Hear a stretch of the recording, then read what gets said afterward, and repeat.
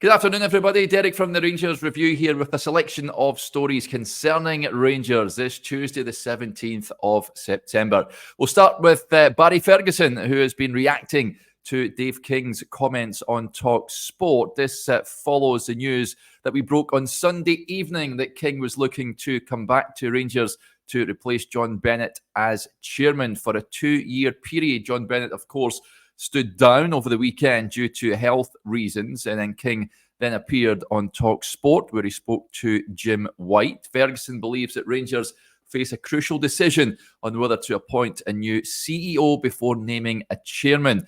Now, reports on Monday evening suggest the current Ibrox board are not too fond of the idea of King returning to the helm. John Gilligan has been placed in temporary charge of the chairmanship at this moment in time. Speaking on Go Radio, Ferguson said it was a bit of a surprise when I heard the news. The most important thing is that he gets back to good health, so I wish him a speedy recovery. Now, speaking about John Bennett, he's come in the last year or so and he's put a fair bit of money into the club.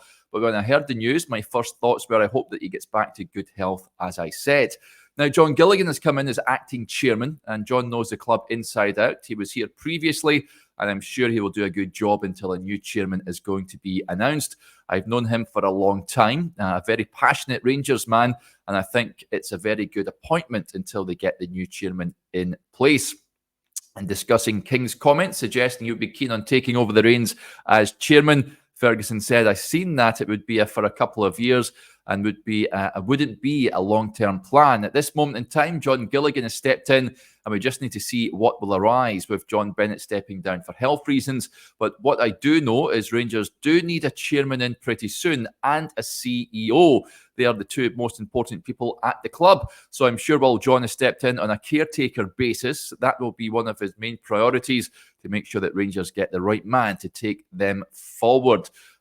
So that's what he had to say in response to King's assertion that there needs to be clarity about the situation unfolding behind the scenes at Ibrox and the urgent need to appoint someone with ties to Rangers rather than just anyone with a load of cash to invest. Ferguson said at Rangers, it's not a case that you can wait months. I think this needs to get sorted pretty quickly because it's a role that is the most important, the leader at the club, and that is a chairman, and just below him is a CEO, which Rangers have been without since James Bisgrove left. In the coming weeks, I fully expect Rangers to have somebody. It has to be somebody that has worked in the industry before, but it also has to be someone that has a connection. I think that's important. And reflecting on the current gulf between Rangers and Celtic at this moment in time, Ferguson says, I was sitting at the last Old Firm game, and apart from the first 10 minutes, you could see the quality. And I'm not just talking about on the pitch, it was on the bench. They are making good changes. But listen, it's going to be a period of time that Rangers are going through a bit of change from the top. So hopefully in the coming weeks, we can find out who is going to be taking the club forward. So that is what Barry had to say on the current off-field situation at Rangers. Other news you may have seen involves a former Rangers player who is finding it a little bit difficult adjusting to life away from Ibrox. That is Connor Goldson. He joined Aris Limassol in the summer from Rangers after a 6-year association with the Govan club, making 309 appearances in all to Connor Goldson. He left, of course, to join the Cypriot outfit. He helped Aris go top of the league. They have a 100% record over there. They won 3-0 at Omonia Aradipu at the weekend. Easy for me to say. And the attendance was just over 1,000.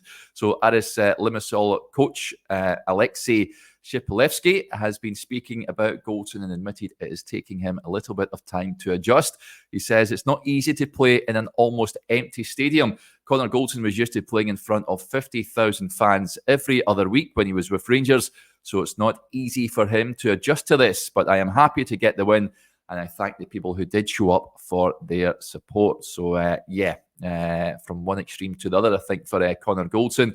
And another bit of news you may have seen on Sky Sports, of course, they do Ref Watch.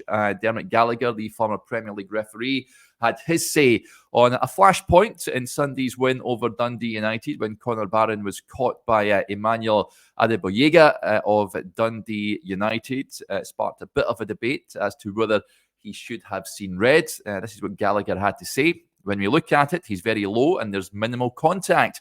He actually catches him across the top of his foot. It's not as if he plants it into his shin or it studs into his ankle. I think the referee calls this right. There isn't a massive contact. He's very low and gets him on the top of the foot. It's a point of contact.